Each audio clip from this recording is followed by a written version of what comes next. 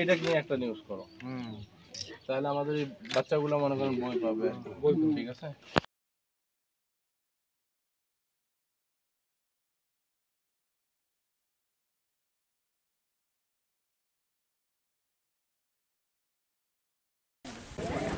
একটু কথা বলেন। জাদু আমরা ঘুরতে আসবো, জাদু একটি ঘর আমার নাই, জাদু কয়জন আছে আপনাদের বাড়িতে? কালকের থেকে অনেক কষ্ট হয়েছে। বই খাতা ছেলের ঘরে সম্পূর্ণ ভিজে গেছে। অর্ধেক রাত হতে বৃষ্টির সময় হতে ঘরের ভেতরে পলিথিন কাগজ দিয়ে ছেলে মেয়ে ধরে আসি। এর মতো কষ্ট আল্লাহ পাক যারা দুনিয়ার বুকে মানুষের না দেয়। এইটা দিনাজপুরের নবাবগঞ্জ থানার ৯ নম্বর কুচদিয়া ইউনিয়ন।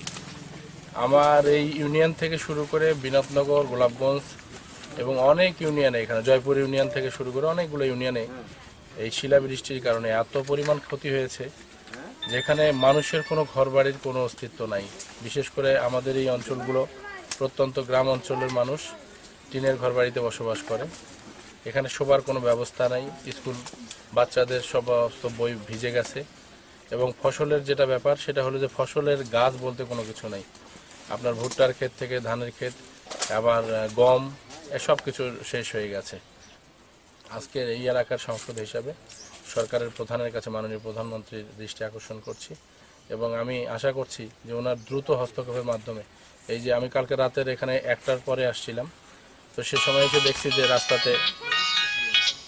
রাস্তাতে মানুষ দাঁড়িয়ে আছে এবং এত কষ্ট যে তাদের শোবার কোনো জায়গা নেই। ছোট ছোট বাচ্চাদেরকে নিয়ে তারা, যদিও বা এখন শীত চলে গেছে, কিন্তু রাতে এসে দেখছি আমি ঠান্ডায় মানুষ থরথর করে কাঁপছিল।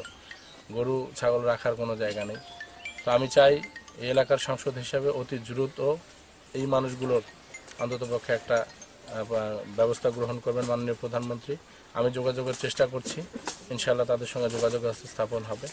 কিছুক্ষণের মধ্যে আমার এখানকার নির্বাহী অফিসার এবং ডিসি মহোদয়ের সঙ্গে কথাবার্তা বলে যা ব্যবস্থা গ্রহণ করা দরকার আমি চেষ্টা করছি।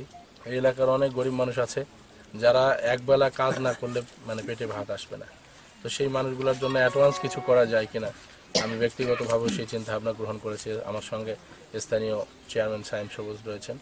তো আমি এই এলাকার পক্ষ থেকে এবং সর্বোপরি নর্থ বেঙ্গলবাসীর পক্ষ থেকে আমি দাবি জানাবো মাননীয় প্রধানমন্ত্রী অতি দ্রুত এই মানুষগুলো অন্ততপক্ষে রাত্রি যাপনের একটা ব্যবস্থা করে দেবেন।